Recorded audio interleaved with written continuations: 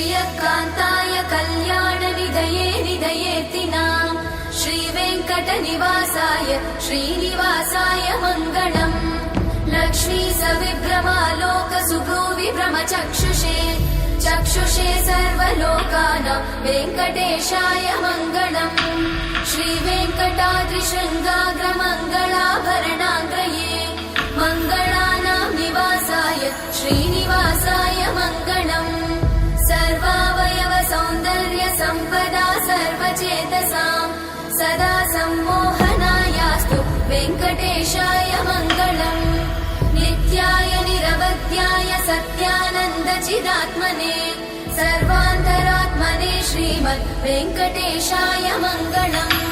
स्वतः सर्वविदे सर्वशक्तये सर्वशेषिने सुलभाय सुशीलाय वेङ्कटेशाय मङ्गलम्।